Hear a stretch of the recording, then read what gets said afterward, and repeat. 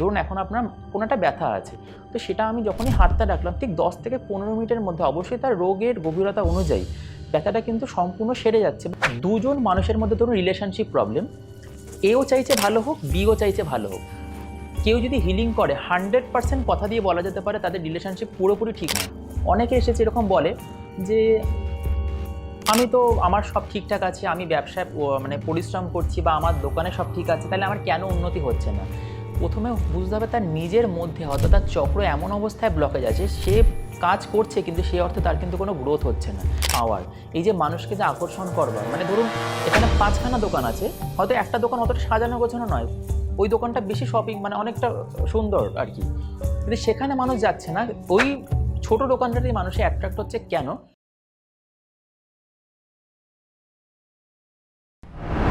আজকের এই বিশেষ পডকাস্টে আমরা জেনে নেব রেইকি কী, কিভাবে এই রেইকি কাজ করে আমাদের শরীরে, কিভাবে দূরে থাকা ব্যক্তির মানসিক অথবা শারীরিক চিকিৎসা করা যায় এই রেইকির মাধ্যমে। আর এই বিষয়ে কথা বলার জন্য আমরা পেয়ে গেছি আজকে আমাদের বিশেষ অতিথি রেইকি মাস্টার অভিনন্দন বি সাহা মহাশয়কে। তাই সম্পূর্ণ পডকাস্টটি দেখুন, শুনুন এবং জানুন শুধুমাত্র চন্দন চরিত বেঙ্গলি পডকাস্টে।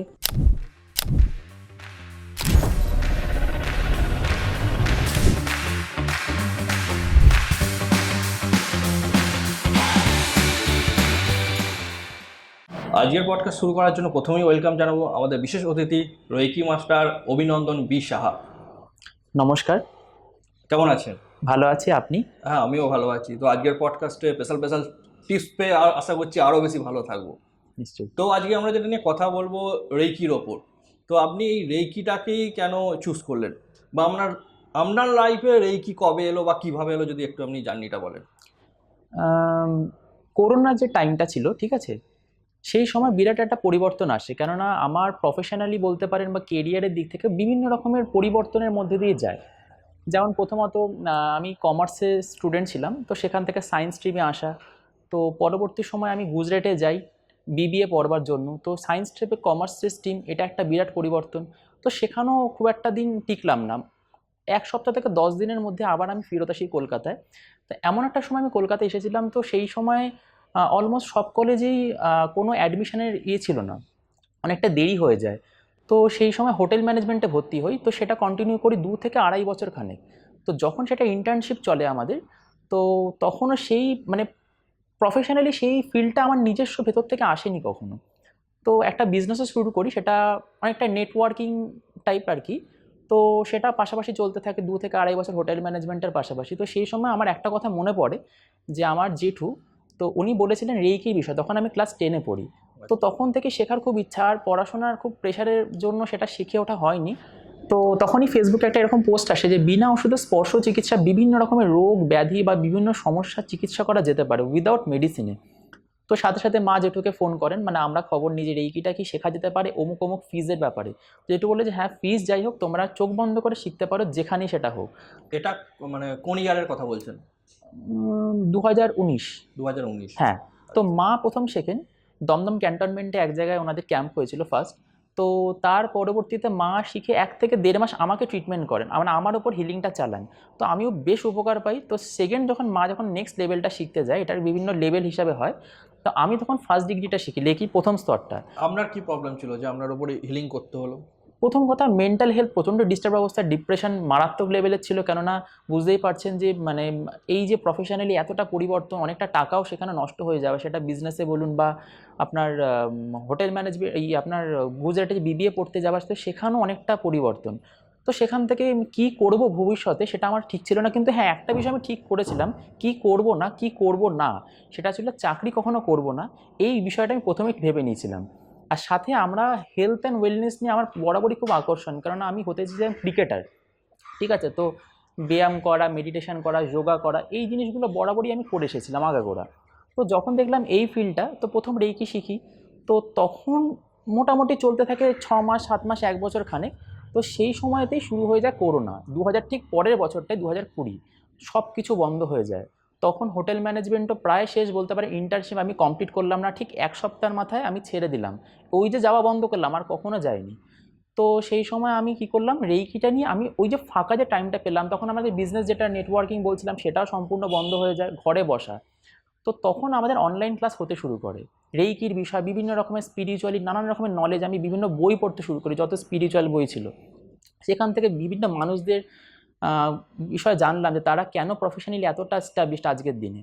তো তখন আমি নিজেকে রিলেট করতে শুরু করলাম যে হ্যাঁ, তার মানে এখান থেকেও কিছু ভবিষ্যৎ রয়েছে। তো সেখান থেকে আমি মোটিভেট হই, একটা মানে খুব একটা বড় ইন্সপিরেশন আমার পাওয়া সেখান থেকে। তো আস্তে আস্তে আমি এটা নিয়ে শুরু করি, বিভিন্ন মানে যখন হিলিং করতাম আস্তে আস্তে আমার যে স্যার ছিলেন উনিও আমাকে মোটিভেট করে, তো আস্তে আস্তে এই প্রফেশনটা শুরু হয়ে যাবে। আচ্ছা, মানে অ্যাজ এ রেকি মাস্টার হিসাবে কতদিন করছেন? 5 বছর, 5 থেকে 5.5 বছর ধরতে পারেন আজকের দিন পর্যন্ত। 5 থেকে 5.5 বছর, মানে 2020 থেকে। 20 থেকে, হ্যাঁ একদম তাই। আচ্ছা, তো এই যে রেকি রেকি করছি বা রেকি মাস্টার বলছি, এই রেকি জিনিসটা কি, যদি একবারে সরল কথায় আমাদের দর্শকদের জন্য যদি বলেন। দেখুন, প্রথমত রেইকি হচ্ছে একটা জাপানি শব্দ, অর্থাৎ রেই মানে সর্বব্যাপী এবং কি মানে প্রাণশক্তি বা জীবনী শক্তি, বা যেটাকে বিদেশিরা বলে থাকে ওনাদের ভাষায় ইউনিভার্সাল লাইফ ফোর্স এনার্জি, বা আমরা ভারতীয়রা বা বাঙালিরা বলে থাকতে পারি মহাজাগতিক প্রাণশক্তি। কি হয় যে প্রথমত রেইকি বুঝতে হলে আমাদেরকে নিজেকে জানতে হবে, অর্থাৎ আমাদের যে শরীর, আমরা জেনে এসেছিলাম আমাদের শরীর একটাই, কিন্তু নয়, বাস্তবে আমাদের শরীর দুটো হয়, একটা হচ্ছে সূক্ষ্ম, একটা স্থূল। স্থূল মানে যেটা আমাদের রক্ত মাংস দিয়ে তৈরি শরীর, যেটা আমরা দেখতে পাচ্ছি ফিজিক্যাল বডি, কিন্তু আরও একটা শরীর হয় যেটাকে বলবো আমরা সূক্ষ্ম শরীর বা এনার্জি বডি, বা আমাদের রেইকির ভাষাতে যেটাকে আমরা বলে থাকি অরা। তো কি হয় যখন আমাদের এই প্রাণশক্তি বা জীবনী শক্তি, এটা কিন্তু এমন না যে শুধু আমাদের মধ্যে আছে, সমস্ত বস্তু, মানে সেটা আপনার কোনো ফল বলুন, খাবার বলুন, জল বলুন, যে কোনো কিছু, একটা পশু পাখি গাছপালা, সবাই কিন্তু আমরা জীবিত অবস্থায় বা আমাদের যে অস্তিত্ব এর পেছনে মূল কারণ হচ্ছে এই রেইকি শক্তি। রেইকিটা তো নামকরণ করা, আর কিছুই না, এটা একটা জাপানি শব্দ। যখন আমাদের শরীরের মধ্যে এই প্রাণশক্তিটা কমে আসে, মানে কনসেপ্টটা জাপান থেকে এসেছেন বলছেন? একদম। দেখুন, অ্যাকচুয়ালি এটা আমাদেরই ভারতবর্ষে প্রাচীনকালের একটা চিকিৎসা বিদ্যা ছিল, ঠিক আছে? যেমন অনেক সময় এটা আমরা শুনেছি, অনেক বিভিন্ন সিনেমাতে দেখি, বা কখনো এটা আমাদের কোনো বইতে পড়ি থাকি যে এরকম মহাপুরুষেরা অমুক অমুক ব্যক্তিরা হাত রাখলে মানুষের সুস্থ হয়ে যায়, অলৌকিক তাদের বিশাল ক্ষমতা। আর কিছুই না, এটা হচ্ছে প্রাণশক্তি। হ্যাঁ, হতে পারে রেইকি তার নাম নয়, হতে পারে বিভিন্ন শক্তির একটাই, কিন্তু নাম নানান থাকতে পারে। তো বিদেশিরা কি করেছে, ওরা আমাদেরই জিনিসটাকে নিয়ে নতুন করে আমাদের কাছে এনেছে, নতুন একটা নাম নিয়ে, আর সেটাকে আমরা নতুনত্ব হিসেবে আমরা গ্রহণ করে নিয়েছি। তো বিষয়টা এটাই, তো আমাদের শরীরের মধ্যে যখনই প্রাণশক্তিটা কমে যাচ্ছে, সেটা কোনো চক্রে হতে পারে বা কোনো অর্গানে, তখনই কিন্তু আমরা একটা মানুষ অসুস্থ হয়ে পড়ে, তার বিভিন্ন রোগ দেখা যায়, বিভিন্ন রকমের, শুধু রোগ নয়, বিভিন্ন জীবন নানান সমস্যা তারা কিন্তু জর্জরিত হয়ে পড়ে। সেটা আপনার শারীরিক দিক থেকে হতে পারে, কারোর মানসিক সমস্যা, বা আজকাল তো খুব বেড়ে চলেছে সেটা রিলেশনশিপ প্রবলেম, বা কারোর আর্থিক সমস্যা, বা যে কোনো ক্ষেত্রে হতে পারে। মানে রিলেশনশিপও মানে ঠিক করা যেতে পারে, আর্থিক অবস্থাও ঠিক করা একদম যেতে পারে রেকির মাধ্যমে। একদম, মানে বলে না যে মানে অল প্রবলেমস ওয়ান সলিউশন, ব্যাপারটা ঠিক সেরকম। আচ্ছা, তো মানে এটা মানে ইমপ্লিমেন্ট করেন কিভাবে বা করা হয় কিভাবে? দেখুন, প্রথমত রেইকি শেখার জন্য একটা দীক্ষার প্রয়োজন, যেটাকে বলা হয় অ্যাটুনমেন্ট, বা বাংলাতে বলে শক্তিপাত। ঠিক যেমন কোনো মাস্টার বা গুরুর থেকে যখন আমরা কোনো দীক্ষা নিই, তার একটা বিশেষ কৌশল থাকে, বা বিশেষ একটা প্রসেসের মাধ্যমে কিছু মন্ত্র বা কিছু সিম্বলের মাধ্যমে আমাদেরকে সেই দীক্ষাটা দেন বা কোনো ইনিশিয়েশন করে। তো যখন একটা মানুষ রেইকি নিয়ে কাজ করা শুরু করেন, এর দুটো বিষয়, এক হচ্ছে চিকিৎসা, এক হচ্ছে শিক্ষা। যেটা আমরা জানি যে আচ্ছা, একটা মানুষ অসুস্থ হলো, তারা ডাক্তারের কাছে গিয়ে যেমন তারা মেডিসিনকে সুস্থ হচ্ছে, সেরকমভাবে আমরা কিন্তু রেইকি যখন আমরা চিকিৎসা করি, কোনো মানুষ এলে তখন আমরা কি করি, তাদেরকে আমরা নিজেরাই চিকিৎসা করে থাকি। প্রসেসটা কীরকম, ধরুন আপনার এখন হাতে ব্যথা করছে, তো শুধু এই হাতটুকু আমি এখানে রাখবো, ব্যাস এইটুকুই এনাফ, আর কিচ্ছু করতে হচ্ছে না। তাহলে হাতের মধ্যে কি জাদু আছে, এটাই বিষয়টা। যখন একটা মানুষ শেখে, তখন যে মাস্টার বা যেই গুরু তাকে শেখান, তখন তার একটা বিশেষ পদ্ধতির মাধ্যমে তাকে সেই শক্তিপাত করা হয়। সেই যখন সেই শক্তিটা সে পেয়ে গেল, তখন সেই দিন থেকে তাকে একটা বিশেষ প্রসেস জানানো হলো যে এই জিনিসটা করলে আপনি কিন্তু রেইকি শক্তিকে নিজের মধ্যে নিতে পারবেন, নিয়ে এবার সেই ব্যক্তিটাও রেইকি নিয়ে নিজেকে ভালো রাখতে পারে, বা চাইলে অন্যকে সুস্থ করে তুলতে পারে। মানে এখানে অ্যাটুনমেন্ট প্রসেসটাই কিন্তু আসল। আচ্ছা, মানে এই যে একটা কথা বললেন না, জাদু বা ম্যাজিক, মানে এটা কি জাদু বা ম্যাজিক হচ্ছে না এর সঙ্গে সায়েন্স যুক্ত আছে? 100% এটা সায়েন্টিফিক একটা প্রসেস, ঠিক আছে? এটা একটা বিজ্ঞান, মানে সম্পূর্ণ সায়েন্টিফিক ব্যাপার। কেননা দেখুন, হোলিফাই রেইকি বলে একটা কনসেপ্ট আছে, যেটা আমরা অনেকেই হয়তো জানি। তো হোলিফাই রেইকিতে কির্লিয়ান ফটোগ্রাফি, নামটা হচ্ছে কির্লিয়ান ফটোগ্রাফি, সেইখানে দেখানো হচ্ছে বিদেশে বিভিন্ন রকমের ল্যাবরেটরিতে টেস্ট করছেন যে একটা যে কোনো জিনিস তার অরা হয়। এই যে আমরা শুরুতেই বলেছিলাম প্রসঙ্গে যে অরা, আমাদের যে সূক্ষ্ম শরীর, এটাকে দেখা যায়। ধরুন এই যে আপনি যে বসে আছেন, আপনার এই যে ফিজিক্যাল বডিটা যেখানে আমাদের চামড়া শেষ হচ্ছে, তার থেকে কমপক্ষে 6 থেকে 16 ফুট পর্যন্ত তার কিন্তু পরিধি হয়। ঠিক আছে, যেমন আমরা ধরুন বসে আছি এইখানটাতে একটা বেলুন, মানে আমরা ঠিক বেলুনের মধ্যিখানে আছি, মানে আমাদের যে আবহাওয়া মণ্ডল, ঠিক আছে, সেটাই হচ্ছে অরা। এই জিনিসটাকে দেখা যায়। তো দেখাচ্ছে একটা ধরুন একটা ফল বা একটা সবজি বা একটা ধরুন যে কোনো কিছু, একটা সুস্থ মানুষ বা একটা অসুস্থ মানুষ, তার যে শরীর হয় তার থেকে অরাটা কীরকম দেখতে হয়, সেই কির্লিয়ান ফটোগ্রাফিতে দেখাচ্ছে সায়েন্টিফিক্যালি তার কালার চেঞ্জ হয়। ইভেন দেখাচ্ছে কখনো যে একটা মানুষ যিনি সুস্থ তার থেকে বডি থেকে কত উজ্জ্বল জ্যোতি, যেমন আমরা অনেকেই দেখেছি যে ভগবান বা দেবদেবী মহাপুরুষদের যে ছবির পেছনে এরকম একটা আভা থাকে বা একটা উজ্জ্বল এরকম জ্যোতি থাকে, বা দুর্গা ঠাকুরের যেমন চালচিত্র থাকে, কালারিং বলয় কালারিং বলয় থাকে, তো ঠিক সেরকমই জিনিসটা হয়। বা এটা একটা বাস্তব ঘটনা বলি যে দেখাচ্ছে একটা সেমিনার হলে মানে অনেক আলোচনা হচ্ছে, কেউ একজন কিছু বলছেন, বোঝাচ্ছেন, 100 জন 150 জন মানুষ শুনছেন, সেখানে একটা নেগেটিভ আলোচনা হচ্ছে, সাথে সাথে দেখাচ্ছে তার কালার চেঞ্জ, লালচে কমলা হয়ে যাচ্ছে। বা যখনই দেখাচ্ছে কোনো পজিটিভ কোনো আলোচনা হচ্ছে, কোনো স্পিরিচুয়ালিটি বা কোনো মেডিটেশন হচ্ছে, সাথে সাথে তার কালার শিফট হচ্ছে, মানে যেটা লাল অরেঞ্জ ছিল সেটা সাথে সাথে ধরুন নীলচে বা বেগুনির দিকে আভাটা। তো এখান থেকে বোঝা যাচ্ছে যে হ্যাঁ, এটা সম্পূর্ণ সায়েন্টিফিক বিষয়।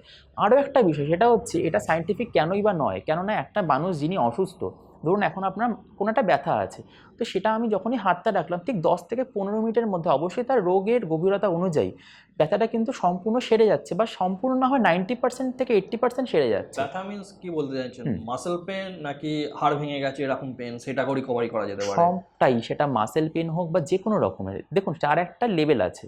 ধরুন না, আমার যদি হাত হুম, ভেঙে গিয়ে থাকে, হুম, সেটা হাত রাখার ফলে কিভাবে তাড়াতাড়ি পেনটা রিলিফ হতে পারে? প্রসেসটা একটাই থাকে এখানে, প্রসেস একটাই থাকছে, সমস্যা যাই হোক ঠিক হাতটুকু রাখাটা এখানে আমাদের কাজ, আর কিচ্ছু নয়। এই হাতের মধ্যে দিয়ে যখন শক্তিটা সেখানে গেল, এনার্জির দিক থেকে সেটা তার রিকভারিটা ফাস্ট করবে। দেখুন ব্যাপারটা তেমন নয় যে আমরা মেডিসিন বন্ধ করে দেবো, যেমন মেডিকেল ট্রিটমেন্ট চলছে 100% চলবে, পাশাপাশি এটাকে বলা হয় রেইকিকে অল্টারনেটিভ মেডিসিন।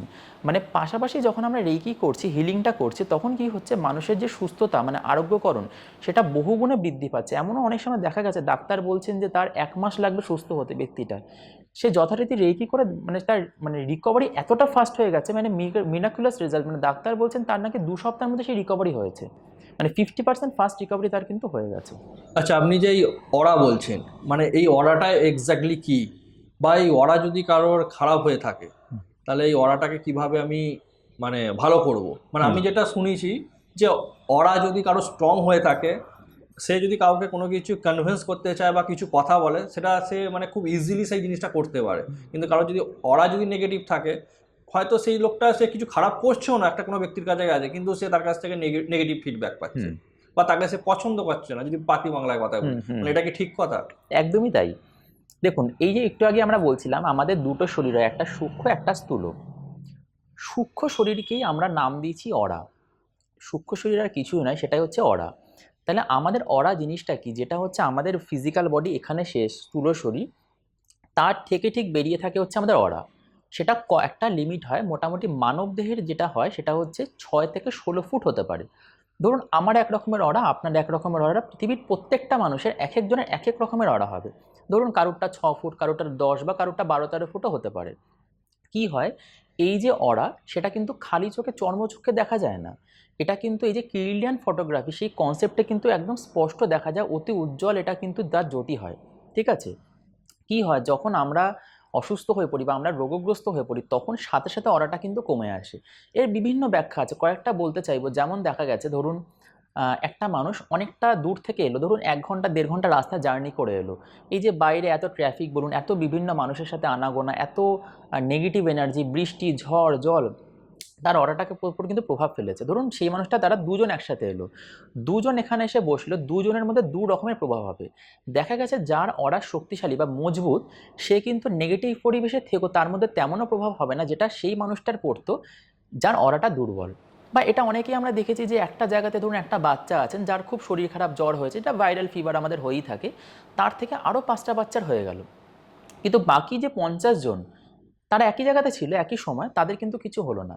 তার মানে দেখা গেছে তাদের অরা কিন্তু অনেকটা শক্তিশালী ন্যাচারালি। তো এটাই হচ্ছে বিষয়টা। এবার অরাকে দেখুন স্ট্রং করবার বা পজিটিভ রাখবার অনেক রকমের পদ্ধতি আছে। যেমন আমরা যেটা করে থাকি রেইকি, বা কেউ বা মেডিটেশন করছে, পূজা প্রার্থনা করছে, বিভিন্ন রকমের কৌশল আছে। কিন্তু আমরা রেইকিকে কেন অন্যতম বলে থাকি, কেননা রেইকিটার মিনিমাম ক্রাইটেরিয়া হচ্ছে একটা 5 বছরের বাচ্চা থেকে বয়স্ক যে কোনো মানুষ অনায়াসে শিখতে পারে এবং যে কোনো পরিস্থিতিতে করতে পারে। 5 বছর থেকে? একদম। 5 বছরের আগে নয়? না, মিনিমাম 5 বছর তার বয়স হতে হবে। মানে আমার থেকে শিখেছে 5.5 বছর তার বয়স, মানে তারা করছে রেইকি। না, 2-2.5 বছর হয়তো পড়ে গেছে, হাতে চোট লেগেছে, সেখানে রেকি কাজ করবে না বা আর করা যাবে না? দেখুন, সে নিজে শিখতে পারবে না, তার বাড়ির লোক তাকে করতে পারে। তার 2 বছর নয়, ইভেন তার একদম জন্মের সময় থেকে বা জন্মের আগে থেকে, প্রেগনেন্সি থেকেও রেইকি করা যায়। আচ্ছা। যে কোনো সময় থেকে রেইকি তাকে চিকিৎসা, মানে তার সুস্থতা করবে, তাকে আরোগ্যকরণ করবে। কিন্তু সে শেখবার জন্য এলিজিবল হবে তার বয়স যদি 5 বছর হয়। আচ্ছা, রেকির দ্বারা এক্স্যাক্টলি কি কি মানে প্রবলেম হলে সেটা সলিউশন করা যেতে পারে? প্রথমে বুঝতে হবে কী কী ঠিক হয় না। সমস্ত কিছুরই সলিউশন হয় A to Z। সেটা আমি যদি বলতে যাই, শারীরিক যে কোনো সমস্যা, সেটা আপনার ব্যথা যন্ত্রণা হতে পারে, বিশেষত ঘুমের সমস্যা, অনিদ্রা, বা আজকাল বাড়িতে তো গ্যাস অম্বল লেগেই আছে। কমন ব্যাপার। গ্যাস অম্বল তো লোকেরা রোগই ধরছে না, তো সেটার ওপরেও কাজ করবে। ইভেন আমি যদি ক্রনিক ইস্যুস যাই, সেটা কারোর লিভারের প্রবলেম, ঠিক আছে, কারোর কিডনি স্টোন, ক্যান্সার? ক্যান্সারের উপর কাজ করে। সেটা মোটামুটি ফার্স্ট কি সেকেন্ড স্টেজ যদি হয়, তার কিন্তু সম্পূর্ণ রিকভার হয়ে গেছে, এমন আমার দেখা, আমার নিজেরই স্টুডেন্ট, ঠিক আছে। হ্যাঁ, তার যদি একদম এক্সট্রিম লেভেলে হয়, সেটাও রিকভার করবে, তার সময় সাপেক্ষ। কিন্তু হ্যাঁ, যে কোনো রোগের জন্য সেটা কাজ করবে। সেটা তো গেলে ফিজিক্যাল। ম্যাক্সিমাম লোকেদের আজকাল হচ্ছে মেন্টাল হেলথ ইস্যুস, ঠিক আছে, অবসাদ, অ্যাংজাইটি, ডিপ্রেশন। তার কারণ দেখা যাচ্ছে না, কেননা দেখুন ফিজিক্যাল ইস্যুসগুলো যেগুলো হয়, সেগুলো তো তার বিভিন্ন টেস্টে রক্ত পরীক্ষা করছে, এক্স রে করছে, সেটা তো অনায়াসে ধরা পড়বে। বা ওপর কিন্তু থেকেও দেখা যায়। ওপর থেকে দেখা যায় যে মানুষটার ফিজিক্যালি কোনো একটা প্রবলেম দেখা দিয়েছে, কিন্তু যেগুলো আমাদের ইন্টারনাল প্রবলেম, বা ধরুন কারোর এখন চক্র ব্লকেজ আছে, তার জন্য তার শরীরের মধ্যে পর্যাপ্ত প্রাণশক্তি প্রবাহিত হচ্ছে না, সেটা তো সে দেখতে পাচ্ছে না ওপর থেকে, বা কোনো টেস্টও ধরা পড়ছে না। এটা অনেকেই আমরা শুনে থাকি যে ডাক্তার বলছেন যে না আপনার কোনো সমস্যা হয়নি, তার রিপোর্ট কথা বলছে, কিন্তু মানুষটা বলছে যে না আমার কিন্তু ফিজিক্যালি কোনো একটা প্রবলেম আমি বোধ করছি। অ্যাকচুয়ালি ওটা বলা হলো ফিজিক্যালি নয়, সেটা তার মেন্টালি বা এনার্জেটিক্যালি কোনো একটা প্রবলেম তার দেখা দিয়েছে ইন্টারনালি, সেটা ওপর থেকে দেখা যাচ্ছে না। যখন আমরা এই কোনো কিল্ডিয়ান ফটোগ্রাফিতে দেখছি, বা আমাদের একটা প্রসেস আছে সেটাকে বলে বায়োসেন্স স্ক্যানিং, বা একটা চক্র যে আমাদের হয় 7টা চক্র, সেটাকে মাপবার একটা যন্ত্র হয়। তো বিভিন্ন প্রসেসে যখন আমরা তাকে স্ক্যান করলাম, দেখা গেছে তার শরীরে বিভিন্ন চক্র ব্লকেজ আছে। মানে শুধু তার এখনের যা কন্ডিশন, তার থেকে তার বড় বড় রোগ আসতে পারে মেন্টালি, ঠিক আছে। সেটা থেকে তার হয়তো রিকভারও সম্ভব না, কোনো মেডিসিনে সম্ভব নয়, সেগুলো হতে পারে। ঠিক বাচ্চাদের ক্ষেত্রে যেমন বলে কনসেন্ট্রেশনে, পড়াশোনা একদম মন বসছে না, ঠিক আছে, প্রচণ্ড অস্থির, সেগুলো ঠিক করা যেতে পারে। বা এটা তো গেল হেলথের জন্য। পরবর্তী সময় কারণ আর্থিক সমস্যা, বলছে যে আমরা চাকরির কোনো উন্নতি হচ্ছে না, প্রমোশনই নেই, কিন্তু আমার থেকে পরে যে ঢুকেছে তার ধু হু করে প্রমোশন হয়ে যাচ্ছে, কেন? কিন্তু দেখতে গেলে এফোর্ট সে বেশি দিচ্ছে, সেই অর্থে সার কিন্তু উন্নতি হচ্ছে না। বা পাশাপাশি দুটো দোকান, একটা চলছে একটা চলছে না। হ্যাঁ, এগুলো অনেক কারণ থাকতে পারে, সেটা তার নিজস্ব এই যেমন আমার ভাইব্রেশন। সাবস্ক্রাইবার বাড়ছে না, অনেকে পরে করে সাবস্ক্রাইবার বেড়ে যাচ্ছে। হ্যাঁ, বলুন। এটা হতে পারে, বা ধরুন কারো ব্যবসার উন্নতি হচ্ছে না, সেটা যে কোনো কিছু হতে পারে। দেখুন এগুলো অনেক কারণ আছে, কিন্তু প্রথম যে সমস্যাটা হয়, আমরা নিজের মধ্যে সমস্যা খুঁজি না। অনেকে এসেছে এরকম বলে যে আমি তো, আমার সব ঠিকঠাক আছে, আমি ব্যবসায় মানে পরিশ্রম করছি, বা আমার দোকানে সব ঠিক আছে, তাহলে আমার কেন উন্নতি হচ্ছে না? প্রথমে বুঝতে হবে তার নিজের মধ্যে হয়তো তার চক্র এমন অবস্থায় ব্লকেজ আছে, সে কাজ করছে কিন্তু সেই অর্থে তার কিন্তু কোনো গ্রোথ হচ্ছে না। এগুলো হতে পারে। মানে এই যে আমরা একটু আগে বলছিলাম অরা, মানে এইগুলো সম্পূর্ণ একটা ইন্টার রিলেটেড। মানে আমাদের যখন চক্র ব্লকেজ হয়ে যায় না, আমাদের অরা হচ্ছে ম্যাগনেটিজম, মানে ম্যাগনেটিক পাওয়ার।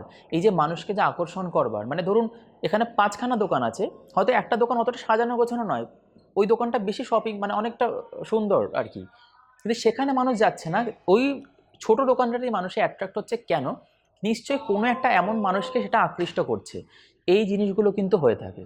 বা রিলেশনশিপের প্রবলেম, ম্যাক্সিমাম রিলেশনশিপের প্রচুর প্রবলেম হতে পারে, সেটা পারিবারিক সম্পর্ক হতে পারে, বা পার্সোনাল রিলেশনশিপ হতে পারে, তার বিভিন্ন কারণ থাকতে পারে। এগুলোর ওপর হিলিং করা যায়।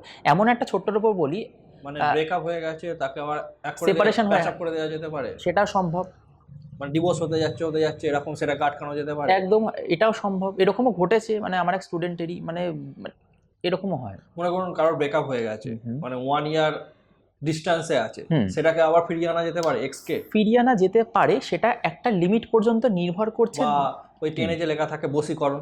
না, এটা ঠিক নয়। এই যে বলেন না যে 1 মিনিটে বশীকরণ, 2 মিনিটে কাজ হয়ে যাবে, ব্যাপারটা তেমন নয়।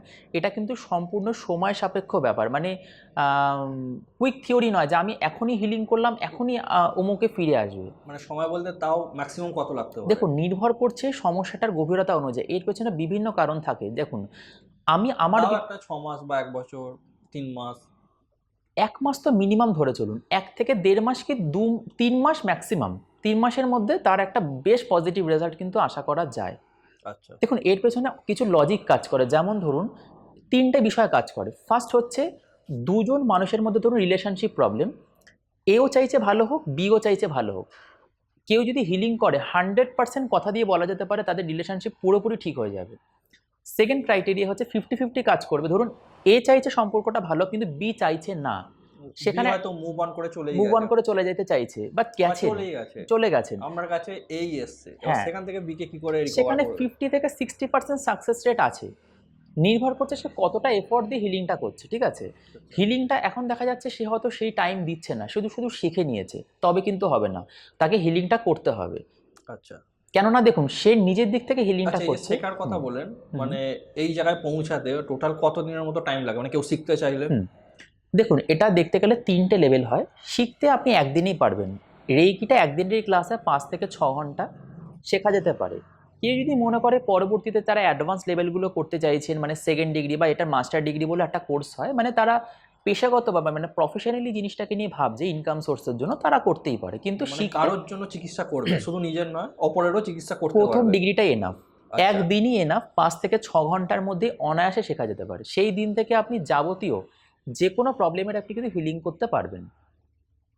বা এটাতে একটা জিনিসও সম্ভব, সেটা হচ্ছে দূরবর্তী চিকিৎসা। এটা আমরা অনেকেই জানি যে অমুক ব্যক্তি বিদেশে থাকেন, অমুক দেশে থাকেন, অমুক রাজ্যে থাকেন, আমরা এখান থেকে বসে তাকে কিন্তু হিলিং করতে পারবো। তাকেও আসতে হচ্ছে না, আমাদেরকেও যেতে হবে না। তার কিছু মন্ত্র বা কিছু সিম্বলের মাধ্যমে, সেটা অতীব পাওয়ারফুল সিম্বল, সেটাও করা যেতে পারে।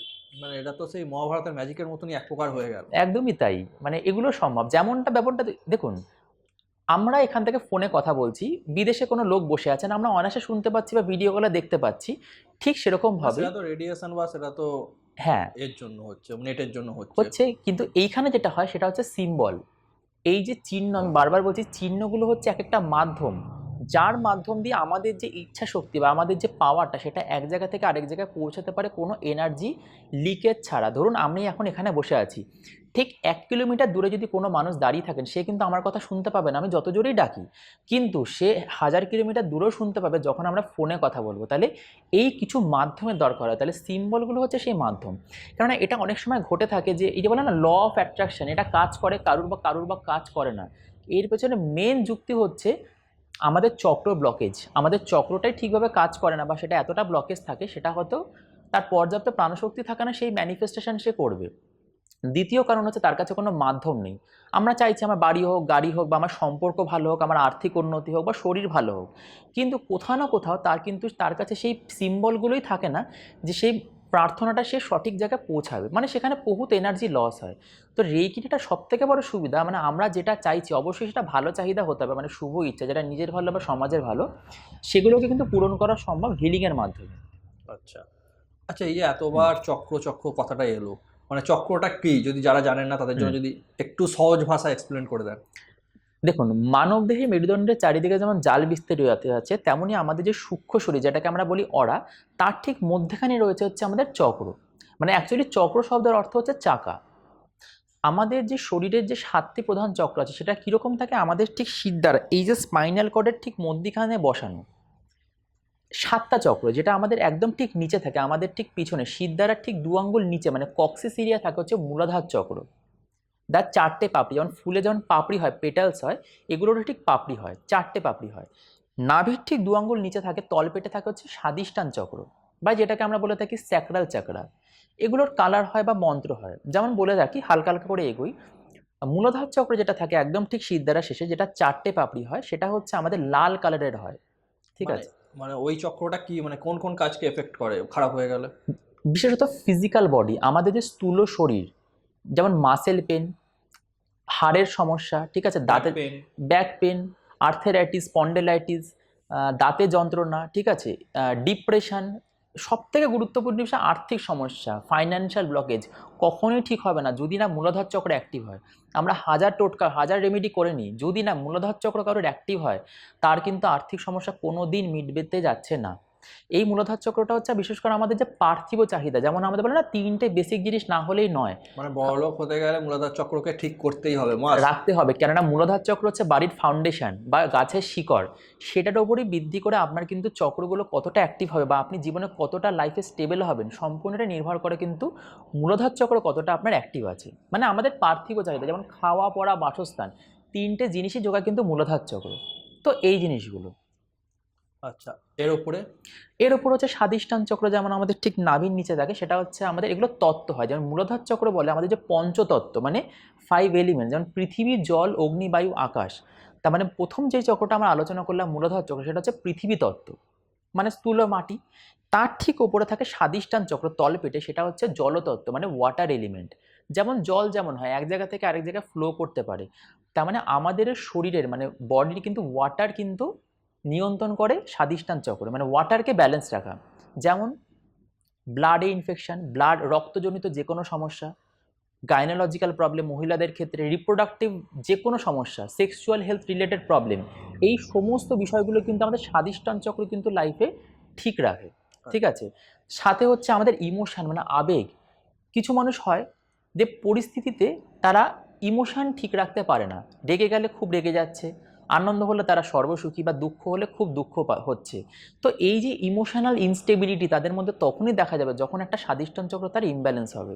তাহলে স্বাধিষ্ঠান চক্রটা কি করছে আমাদের জীবনে শৌখিনতা, মানে ভোগ বিলাসিতা, মানে এই জিনিসগুলোকে জীবনকে উপভোগ করতে শেখা। যেমনটা দেখা গেছে, দেখুন চক্রকে ব্যালেন্স রাখাটা খুব জরুরি, এটা আমরা অনেকেই জানি না।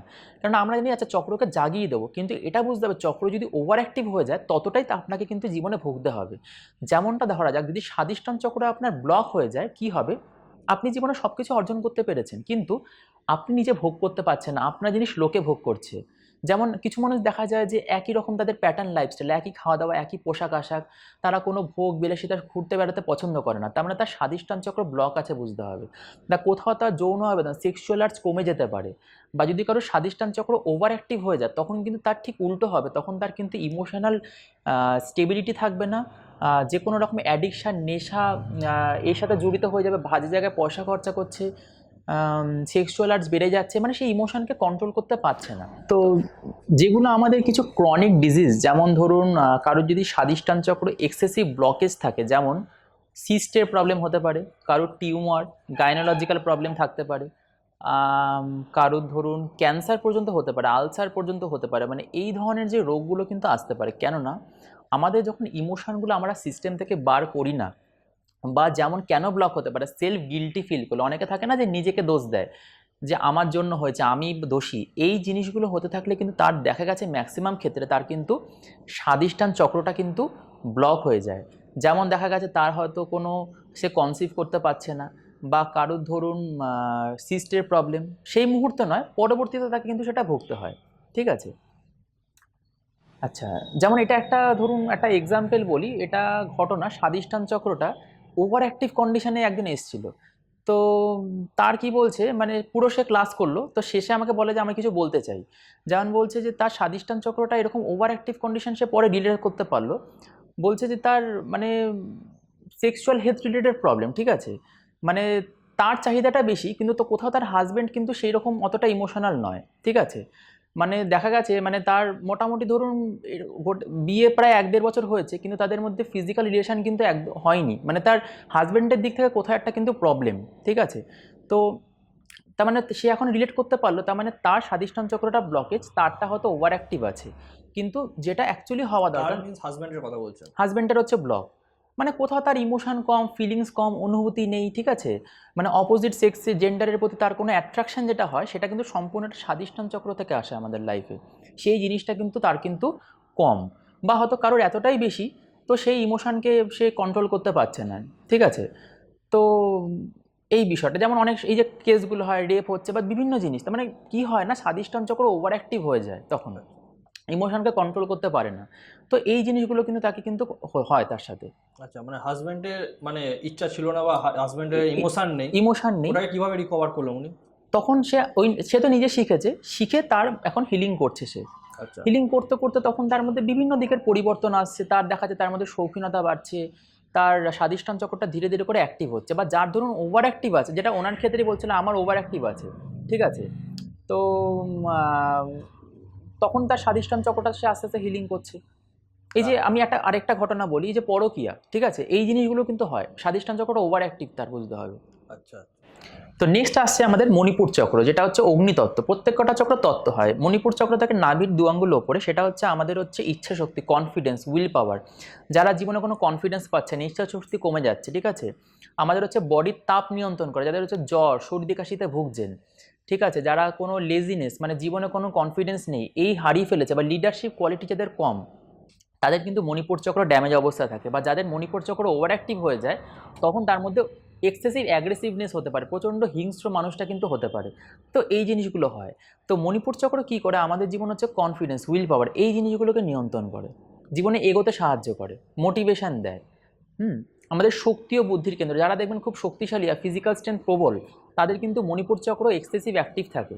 বা যাদের খুব যারা সায়েন্টিস্ট হয়, ইন্টেলিজেন্স হয় খুব, তাদেরও মণিপুর চক্র অ্যাক্টিভ থাকে, ঠিক আছে, লিডারশিপ কোয়ালিটি আসে জীবনে, এই জিনিসগুলো। নেক্সট হচ্ছে আমাদের অনাহত চক্র, হার্টে থাকে। আচ্ছা, আরেকটা বিষয়, মণিপুর চক্র আমাদের কিন্তু সুগার, এটা তো ঘরে ঘরে আজকাল ডায়াবেটিস, সুগার কিন্তু হয় মণিপুর চক্রের জন্য। যদি মণিপুর চক্র কেউ ব্লক হয়, পেটের যাবতীয় সমস্যা, অ্যাসিডিটি থেকে শুরু করে পেটে ব্যথা, পেটের সমস্যা, হজমের প্রবলেম, এই সমস্ত কিছু তাকে ভুগতে হতে পারে।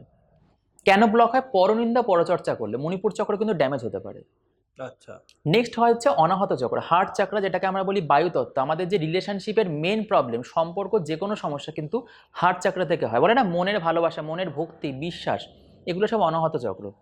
যেমন ধরুন, যাদের কোনো ট্রানজ্যাকশন নিয়ে ভুগছে, মানে বলে না আমি লোককে ভালোবাসি, আমি লোকের জন্য এত করি, কিন্তু আমি জীবনে সেই ফলটা পাচ্ছি না, বা আমি জীবনে নিয়ে যাচ্ছি লোকের থেকে, আমি কোথাও দিতে পারছি না। এই যে দেওয়া নেওয়ার যে সম্পর্ক, সেটা সম্পর্ক হতে পারে, বা কোনো জিনিস হতে পারে, বা টাকা পয়সা হতে পারে, এই জিনিসগুলো কিন্তু অনাহত চক্র আমাদের জীবনে মেনটেন করে। সাথে গ্যাসের প্রবলেম, হার্টের প্রবলেম, চেস্টের যে কোনো ইনফেকশন, হার্টের প্রবলেম, ব্রঙ্কাইটিস, ব্রিদিং প্রবলেম, বয়স্ক মানুষদের ব্রিদিং প্রবলেম হয়, প্যালপিটেশন, অ্যাংজাইটি, খুব প্রচণ্ড ভয়, মানে অজানা জায়গায় নিয়ে ভয় পাচ্ছে প্রচণ্ড, এই জিনিসগুলো কিন্তু হতে পারে। নেক্সট হচ্ছে বিশুদ্ধ চক্র, এই থ্রোট চাকরা, সব থেকে ইম্পর্টেন্ট চক্র হচ্ছে আমাদের বিশুদ্ধ চক্র। ওই ওপরের তিনটা চক্র, তিনটে হচ্ছে আকাশতত্ত্ব। বিশুদ্ধ চক্র কি আমাদের কমিউনিকেশন স্কিল, এই যে মানে কথায় যে মিষ্টতা, বাক শক্তি। ধরুন যারা গান করে, যারা কোনো প্রফেশনাল সেলসম্যান, মার্কেটিং লাইনে কাজ করছে, ঠিক আছে, বা যারা কোনো টিচার, তাদের কিন্তু বিশুদ্ধ চক্রেরই খেলা। যদি বিশুদ্ধ চক্র অ্যাক্টিভ থাকে, তারা ভুল বললেও লোকে তাদের কথাটাকে শুনবে, বা তাদের এক্সপ্রেশন পাওয়ার ভালো থাকে। মানে ধরুন আপনার অনেক জ্ঞান আছে, ভালো নলেজ আছে, কিন্তু আপনি সেটাকে এক্সপ্রেস করতে পারবেন না যদি বিশুদ্ধ চক্র না অ্যাক্টিভ হয়। তাহলে বিশুদ্ধ চক্রটার উপরে নির্ভর করছে লোকে আপনার কথা শুনবে কি শুনবে না। সাথে ইনফেকশন, সর্দি কাশি হওয়া, এই জিনিসগুলো, ছোঁয়াচে রোগ। ধরুন আপনাকে কেউ ব্ল্যাক ম্যাজিক, নেগেটিভিটি করেছে, খাবারে বলে না টুকটাক করে, তো সেই খাবারটা যদি আপনি খেয়েছেন, যদি বিশুদ্ধ চক্র অ্যাক্টিভ থাকে, আপনার কিন্তু 80 থেকে 90% নেগেটিভিটি কিন্তু কেটে যাবে। এই বিশুদ্ধকে বলা হয় বিশুদ্ধ, যেমন শিবকে বলা হয়, শিব ঠাকুরকে নীলকণ্ঠ বলা হয়। তাহলে বিশুদ্ধ চক্রের একটা স্পেশাল কোয়ালিটি হচ্ছে নেগেটিভ এনার্জিকে অ্যাবজর্ভ করে নেওয়া। নেক্সট হচ্ছে আমাদের থার্ড আই চক্র, আজ্ঞা চক্র, যেটা আমাদের হচ্ছে ত্রিনয়ন, আমাদের একটা অদৃশ্য চোখ থাকে, যার ফলে আমরা ভবিষ্যৎকে দেখি। মানে আমাদের ডিসিশন মেকিং পাওয়ার, সিদ্ধান্ত নেওয়ার ক্ষমতা, মানে আমাদের নার্ভের সমস্যা, ঘুমের সমস্যা, অনিদ্রা, এটা তো ম্যাক্সিমাম লোকেদের অনিদ্রার সমস্যা, এগুলো সবটাই কিন্তু আমাদের থার্ড আই চক্র। সাথে সিদ্ধান্ত নেওয়া, ইভেন বয়সকে ধরে রাখা। ধরুন দুটো মানুষেরই বয়স 30 বছর, কাউকে দেখে মনে হচ্ছে তার বয়স অনেক কম, 20 বছর 25 বছর, তার আজ্ঞাচক্র অ্যাক্টিভ, তার বয়স ধরা পড়ছে না। যেমন অনিল কাপুরকেই ভাবুন, ঠিক আছে, বা তার ধরুন বয়স 30কে মনে হচ্ছে 40-50-এর কাছাকাছি, তার কিন্তু আজ্ঞাচক্র খুব ব্লকেজ অবস্থা থাকে। আমার তো মানে ব্লকেজ আছে, যাই হোক। তো এইরকম। সাথে আমাদের স্কিনের প্রবলেম বলতে পারেন, এই যে চোখের সমস্যা, ঠিক আছে, চোখের সমস্যা কেন হয় শর্টে বলি। যেমন ধরুন আমরা যখন সিদ্ধান্ত নিতে পারি না, যে বাচ্চাদের বলা হয় যে এই কাজটাই করতে হবে, তাকে চাকরি করতে হবে, তাকে ডাক্তার হতে হবে, ইঞ্জিনিয়ারই হতে হবে, কিন্তু হতে পারে একটা মানুষের মধ্যে হয়তো তার হয়তো ছোটোবেলা থেকে ক্রিয়েটিভ লাইনের শখ, সে হয়তো কোনো সেলিব্রিটি হলো, কোনো খেলোয়াড় হতে পারতো, কিন্তু তার বাড়ির লোক তাকে মানসিক বিকাশ হতে দিচ্ছে না। যখন একটা মানুষ তার আজ্ঞাচক্র ব্লক হয়, তখন সে নিজের সিদ্ধান্ত না নেওয়ার জন্য তার আজ্ঞাচক্র কিন্তু ব্লক হয়ে যেতে পারে। তাহলে আজ্ঞাচক্র অ্যাক্টিভ করার মেন উপায় হচ্ছে হিলিং করা, সাথে তাকে নিজের সিদ্ধান্ত নিজে দিতে হবে।